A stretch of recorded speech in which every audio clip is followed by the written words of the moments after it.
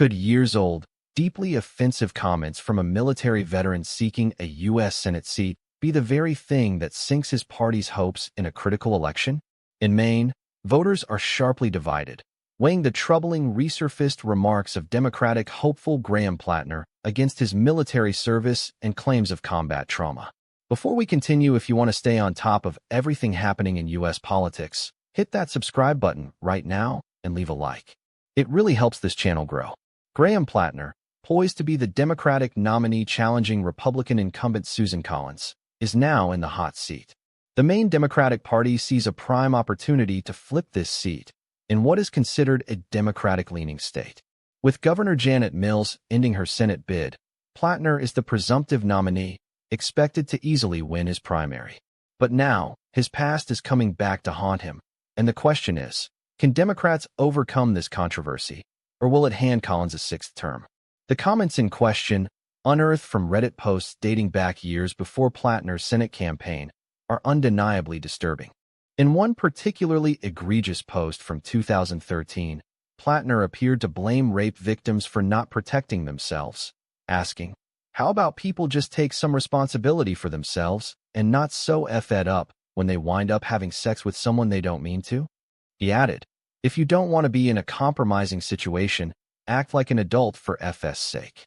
These remarks have understandably struck a nerve, especially with victims of sexual abuse. Christine, a voter from Acton, Maine, who is a survivor of sexual abuse, told Fox News Digital, "That comment really struck home. I know people make mistakes and willing to give them the benefit of the doubt, but I'm just being honest with saying that I'm kind of turned off by it." Adding to the controversy are other resurfaced posts. Plattner once referred to some terrorists as freedom fighters in an op-ed, and in another Reddit post, called the police bastards. These incendiary comments have led some voters to question his character and suitability for Congress. Marg, a resident from Sanford, Maine, believes the pile of incendiary comments should give voters pause, stating, "I think it's horrible. He doesn't have my vote, that's for sure. Not only does it weigh on me, it weighs on a lot of other people." However, not all Maine voters are swayed by these revelations. Some are willing to attribute the remarks to the strains of military service. Joe, a voter from Shapley, Maine, who served in the Marines, told Fox News Digital, "I think they're unfortunate, but coming back from a stressful situation like that, I don't know what the hell I'd say. So, I'm not going to hold it against him." This perspective suggests that for some, the context of military trauma might offer a degree of understanding, or at least a reason not to let past comments define a candidate. Furthermore, some voters are prioritizing Plattner's perceived policy positions over his personal remarks. Ray, a man from Lebanon, Maine, believes Plattner is focused on the working class. "He seems like he's out for the working man. He is a working man, and he sounds like he's looking out for us," Ray said, doubling down on his support even when pressed about the controversial comments. "No, it doesn't matter. He's still getting my vote." This highlights a common dynamic in politics. For some voters, perceived alignment on economic or social issues can outweigh personal controversies. Then there are those who seem to have a more jaded view of politicians altogether. Kathy, a resident of Shapley, Maine, expressed a sentiment that many might share. "Not really, no. I think all politicians do weird stuff." This attitude suggests that for some, Plattner's comments, while perhaps distasteful, aren't necessarily disqualifying because they're seen as typical political behavior. The situation is further complicated by Plattner's explanation for a tattoo that resembles a Nazi symbol.